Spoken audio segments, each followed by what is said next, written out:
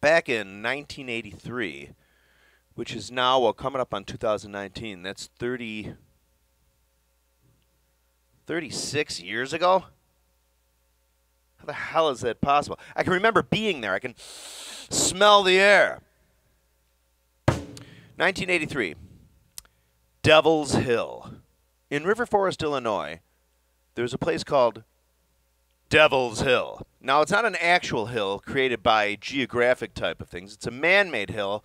Back in the day when the Chicago Northwestern was elevating the tracks, they had a bunch of leftover dirt, and they made a big-ass pile of dirt in River Forest, Illinois. That then became a hill that kids used to climb on and hang out on.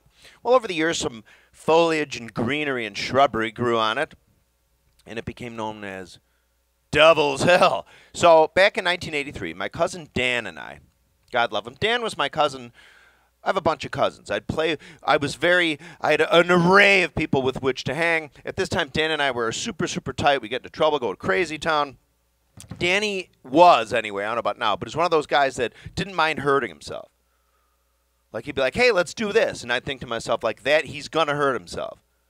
And he'd even kind of know, and he'd go and he'd hurt himself once or twice, but then he'd do it successfully and turn around and be like, come on, do it like that. It was one of those guys. So anyway, so we're on our way to Devil's Hill. We each have a bike. We're heading over there, sort of off in the forest preserve. So you can actually see Devil's Hill from the air. If you go onto Google Maps, I'm serious. Go to the intersection of First Avenue and where the Chicago Northwestern train goes through. Looking from above, in the southeast quadrant, there's a red brick building there across the river. That's where Devil's Hill is. So we get to Devil's Hill. And essentially what it is there's it's like a ski run, where if you go down the west face, they called that something. I forget what it was.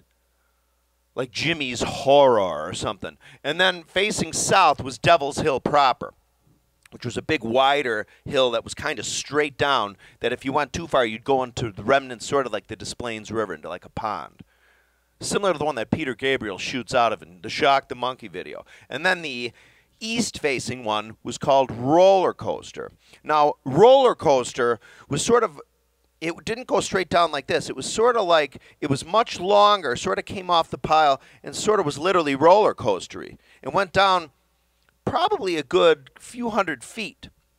Okay, and it was covered, there were like trees and shrubberies on it, so it was almost like a path you'd go down that went downhill. It'd be like if you were coming down sort of a gradual mountain kind of thing. And it went for ways, and there were big hunks of rock and stuff. Remember when they were using the landfill to raise the tracks back in 1950, it wasn't all just dirt. There were big hunks of metal and rock and all kinds of things.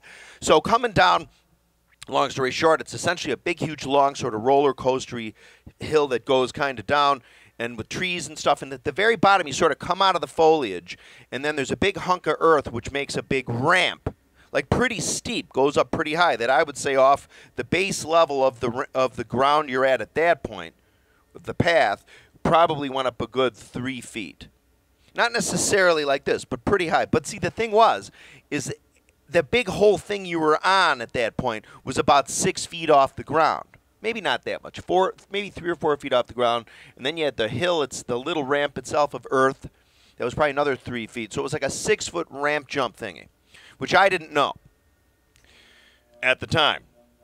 So Dan gets on his bike. He's like, all right, come on, Terry. And he goes down, and he rides down roller coaster. And, of course, he rides the brake the whole time. You know what I mean? Like in the old days, you'd have the brakes. It wasn't up here. It was, you'd pedal forward, and then you go back. That was the brake. So he kind of was riding the brake the whole time. And he came up, and he's like, and Dan, who's normally like Evil Knievel-ish, run into a wall and be like, was kind of like, Terry, it's kind of scary. You better ride your brake.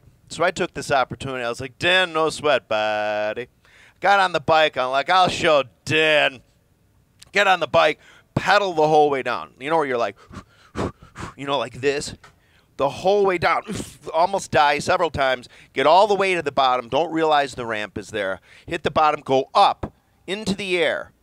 And I'm not kidding. I remember when I was in the air looking to the left and the right. To the left were the train tracks. To the right was just gravel. Just literally gravel. Pretty big hunks of gravel. Not small parking lot gravel, but bigger sort of hunks of slag and rock.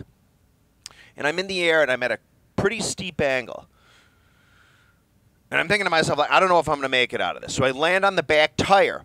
Bink. And it was pretty cool. So for probably a good maybe 2 or 3 seconds, I was facing way up like this on the bike. Every story I tell is 100% true. I get on the bottom. I'm on the ground, I should say, and I'm still pedaling, though, because I've never been in that position. I didn't realize that maybe I should stop pedaling and try to lean forward and bring the bike down. I kept pedaling. The bike went further and further back. I realized at the last second I was about to crash, kicked the bike away, used my feet and kicked it away, sort of, thank God, sort of went off to the left. I then land on the gravel, my legs like this, straight up like this, except my legs out like this. So if you're the camera, which you are, looking at me, here's my feet, and here's my head, and here's my groin, okay? So I had stuffed into my area a pile of gravel. So I stop. Now, you know how when you're like at a family party or something at your house wherever kids are running around, they're playing, you're like, little Jimmy or Sally, you're going to fall and you're going to hurt yourself. You're going to fall and you're going to hurt yourself. And eventually you hear in the next room, boom. And there's like 2 or 3 second quiet where all the adults think, wait, are they okay? But what's actually happening is the kid's drawing in oxygen for the scream. It was like that with me. I was like, ah! I screamed for my life. I'm surprised the authorities didn't come, but I do remember as I finally, after about 10 or 12 seconds of screaming, kind of stopped, and at the top of the hill, I could hear my cousin Dan laughing, ah! Ah! Like he was all red and tears were coming down his face. He was laughing so hard. So that's the Devil Hill story 1983. That actually happened, as did all my stories. Actually, there's a whole lot of them. Remember, a lot of them are in the rated R department. You know what I mean? So maybe as I get older, we'll get those babies out. But that happened in 1983, June, I remember, because we just finished school. I just graduated from 8th grade, and that's it. Devil's Hill. Well, actually, a few things happened at Devil's Hill over the years, but yes. More videos on the way. Thank you for watching. You can see, here's a link. I have a couple, and annotation. If you can subscribe, hit where it says Bonzoleum, like a circle. Hit that, you'll subscribe.